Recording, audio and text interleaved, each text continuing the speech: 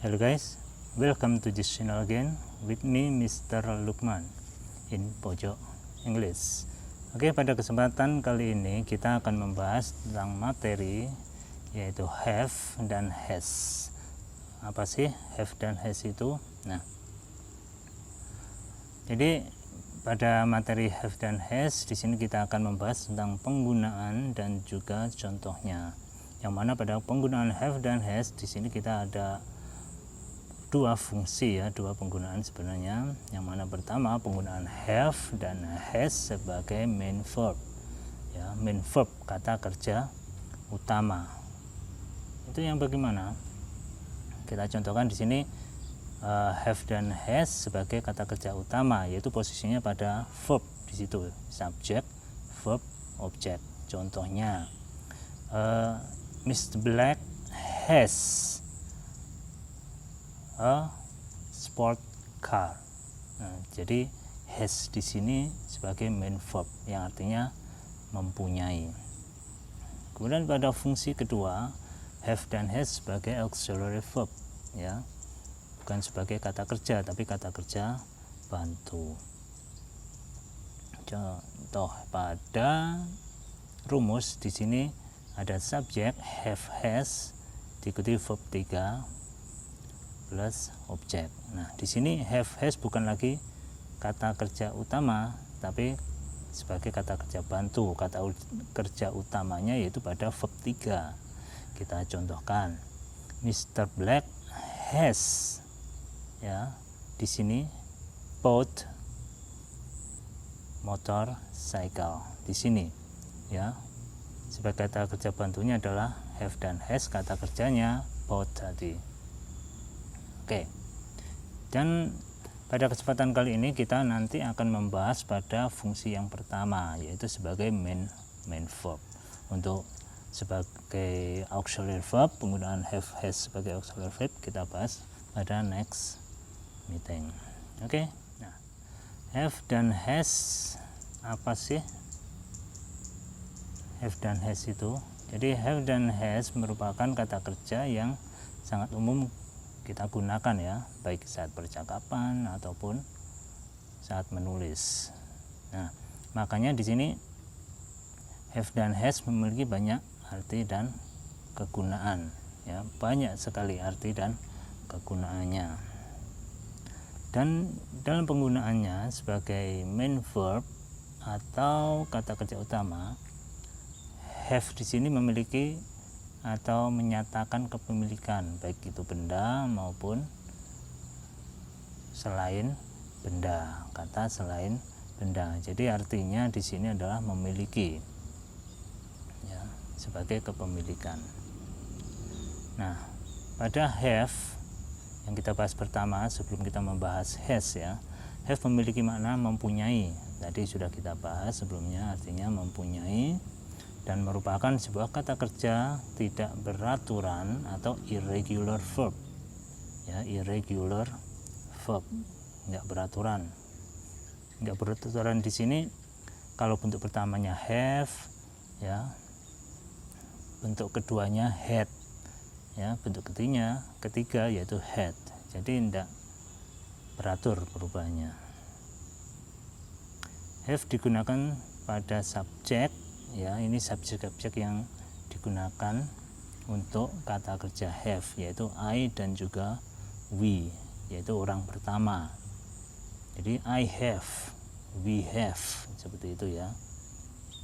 Kemudian orang kedua yaitu you have. Kemudian diikuti they, orang ketiga jamak ya, they have. Jadi bukan they has ya, they have. Kemudian nama orang jamak ataupun nama benda. Jadi siapapun orangnya lebih dari satu, nama benda lebih dari satu. Table and chair mungkin, atau tables itu lebih dari satu. Oke. Jadi itu subjek-subjek yang menggunakan have. Jadi ada I, you, they, dan juga nama orang atau benda yang jumlahnya lebih dari satu. Oke, contoh penggunaan have di sini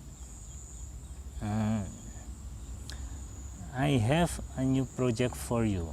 Oke ya, I have a new project for you. Saya memiliki project baru untuk kamu. Nah, di situ. Saya memiliki project baru untuk kamu. I have.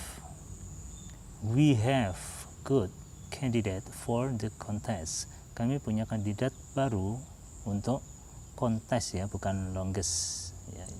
Untuk kontes ini. We have, bukan we has. Oke ya, we have. Kemudian ada they ya, subjeknya they have a wonderful house. Jadi mereka memiliki rumah yang luar biasa. All the students, nah ini lebih dari satu ya, all the students ya, have a plan to go Jakarta. Maaf ya, to go bukan to go ya, to go Jakarta. Seluruh siswa memiliki rencana untuk pergi ke Bali. Kemudian ada benda di sini, contohnya their cars have big machine. Mobil-mobil sport mereka, mobil-mobil mereka memiliki mesin yang besar. Itu contoh-contoh dan dari penggunaan have dan juga subjek-subjeknya. Nah, kemudian bagaimana dengan penggunaan has dan juga penjelasannya? Di sini has juga memiliki makna mempunyai, sama ya. Artinya have sama has artinya mempunyai atau memiliki. Has merupakan perubahan bentuk present dari kata kerja have. Jadi has di sini perubahan dari, kenapa kok bisa menjadi has? Nah, karena bertemu dengan orang ketiga tunggal. Nah, di sini dijelaskan has digunakan pada subjek orang ketiga tunggal. Jadi ada he, she, dan juga it. Jadi have kalau dipakai pada orang ketiga tunggal, he, she, it harus berubah menjadi has. Seperti itu ya. Dan juga everyone, everybody, everything. Nama orang ataupun nama benda yang tunggal atau satu. Kalau tadi the students lebih dari satu. Kalau tunggal berarti the student tanpa s. Nah, contoh penggunaan has, he has a lot of pets. Dia memiliki banyak hewan piaraan. She has beautiful eyes. Dia memiliki mata yang indah. It has a black spot on the tail. Dia memiliki sebuah tanda hitam di ekornya. The house has only 2 windows. Rumah itu hanya memiliki 2 jendela. Tommy has 2 cute cats. Tommy memiliki 2 kucing yang imut. Everyone in this room has an ID card. Ya, setiap orang di sini, orang di ruangan ini memiliki kartu identitas. Jadi pada subjek-subjek tersebut semuanya menggunakan has. Oke ya. Oke, jadi itu tadi sekilas penjelasan tentang penggunaan have dan has. Jadi di sini kesimpulannya, conclusionnya, jadi dan ada have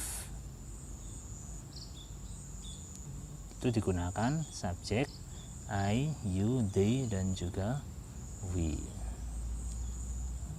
Ya, kalau nama, benda ataupun orang, contohnya ada students, Jerry and John, I and Dono. Itu ya. Kalau kata kerja has itu dipakai subjek he, she, dan juga it atau nama orangnya yang digantikan he, she, it itu tadi. Kalau he itu yang orang laki-laki, contohnya John, father, uncle, dan lainnya, yang penting satu atau tunggal ya. Kalau she ada Sinta, mother, grandmother, sister, dan seterusnya. Kemudian it itu benda, bisa hewan, contohnya cat, table, dan sebagainya. Oke ya, thank you for watching. Semoga apa yang kita bahas tadi bermanfaat. Tetap stay tune pada channel ini tetap belajar, semangat. Kita ketemu pada materi selanjutnya. Oke, see ya.